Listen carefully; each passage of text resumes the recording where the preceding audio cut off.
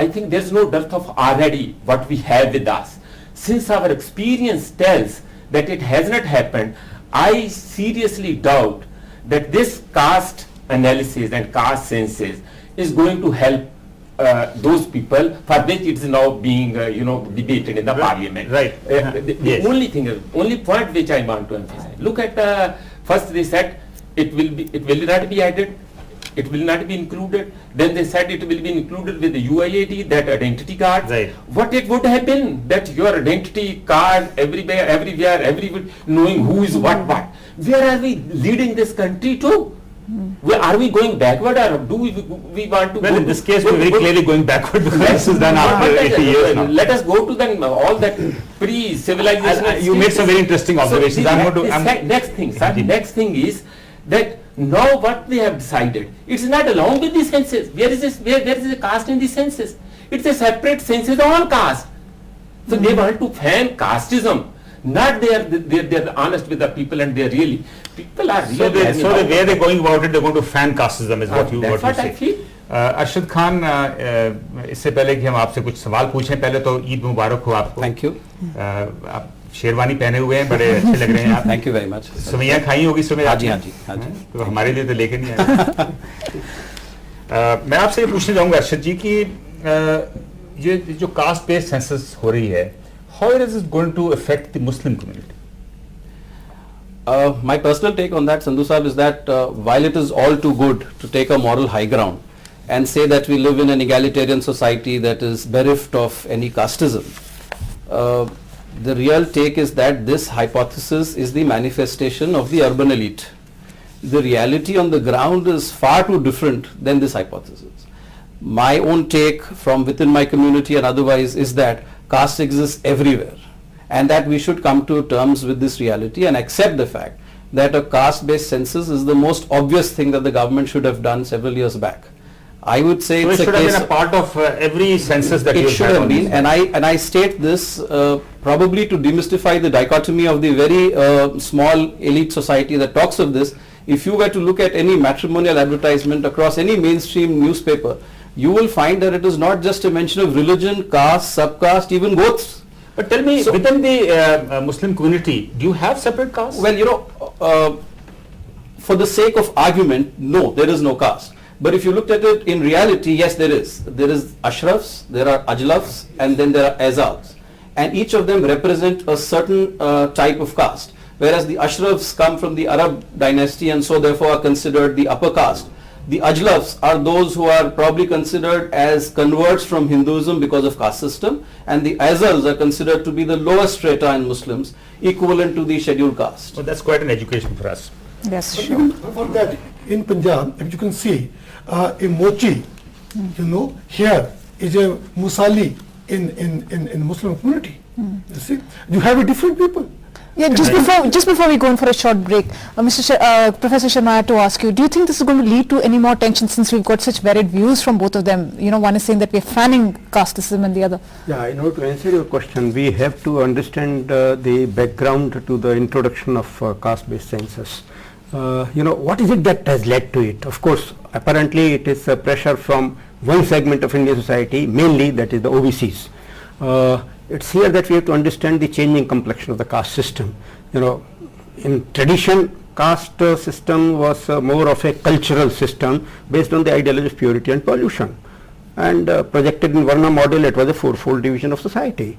Now, after independence, what has happened is that thanks to the policy of reservation, which led us to a bipolar characterization of Indian society between scheduled caste, scheduled tribes on the one hand and the non-scheduled caste and scheduled tribes on the other. This changed the whole complexion of caste in India. Now further on it was realized that no, the scheduled caste represents the bottom, the non-scheduled caste represents the top, where does the middle level go? And it was here that the OBCs asserted themselves, that here we are who are in majority, and you are talking of the lowest, you are talking of the highest, what about us? Professor Sharma, we were with you. We in fact broke it right there. You were talking about the tensions of the caste system. I was giving you a little background and the question of changing complexion of the caste system in India, and this is the political complexion that has taken from a cultural complexion to a political complexion. Now what we are having today is a situation in which it is this middle section of Indian society has changed the entire spectrum of Indian social structure. So we are now having a tripartite Indian society: scheduled caste, scheduled tribes, one layer, then OBCs, another layer, and finally the non-scheduled caste, non-scheduled tribes, a third layer. The pressure, as is well known, has come primarily from the middle level. It is the OBCs which are now this question of having these political implications. The major point is caste, information about caste in this information age is welcome, but with what motive, with what intention we are collecting this, it. we're doing this. Now, it is precisely this which is problematic. We are doing it, as rightly acknowledged, under compulsion of a certain political scenario, which is going to utilize it for purposes of staking a higher claim of share in the pie. Absolutely. So National that could create tension of that sorts. it is that which is likely to generate Yeah. intercaste tensions, and in that sense it may pose a danger even to the question of integration and national unity. Yeah, We wish it doesn't take that turn, but then the situation is pregnant with that danger. Yeah. Mr. Sandhu, that is one part. But what about, do you think our country could afford something like this right now? Well, having a separate caste census is going to be a huge cost operation, and they have timed it from June till September next year. Now, I'm afraid, though the Home Minister did mention that they're going to time it with they're going to be careful on the rains, but I think from June to September is actually Yeah. that time is rainy time, so I don't know how they're going to do it. Yes. That is one.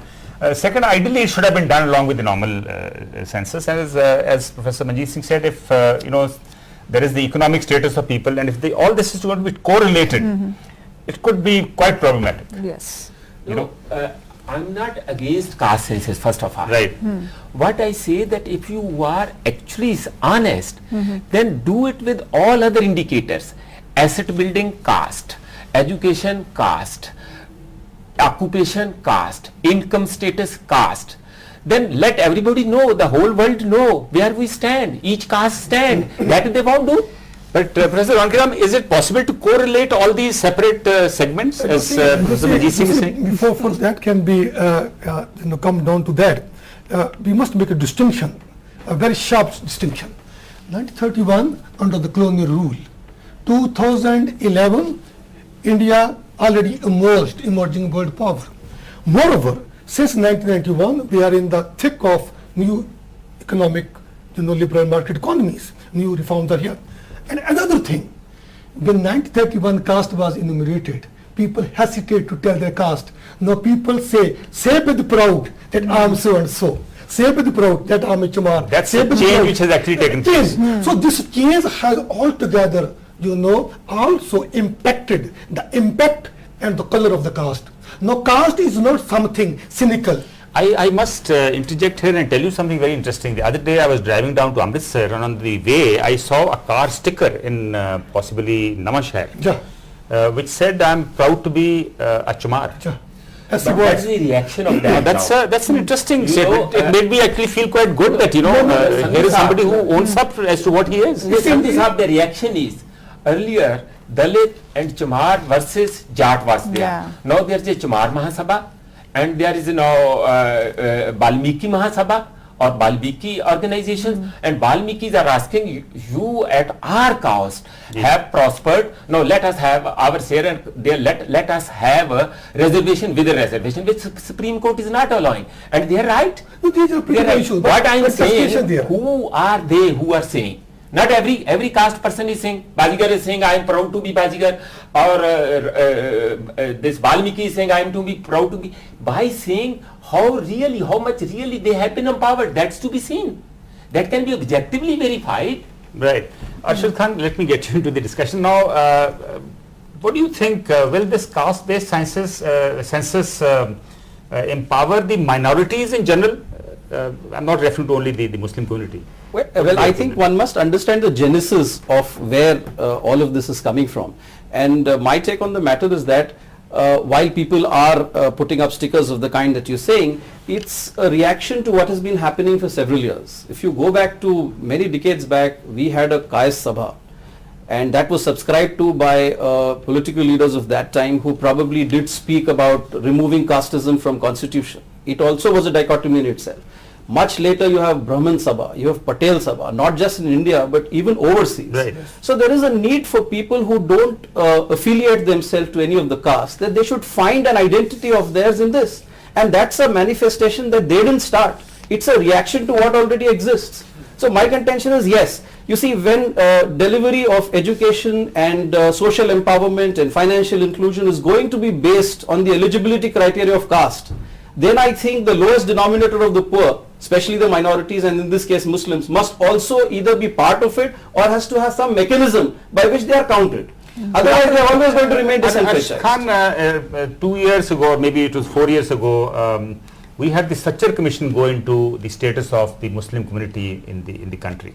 Did that actually make a difference as far as the community is concerned? Well, I think the findings are very interesting, but it is unfortunate that it hasn't been implemented as yet. But if any portion of it do get implemented, I think there will be a conscious effort of the government to mainstream Muslims.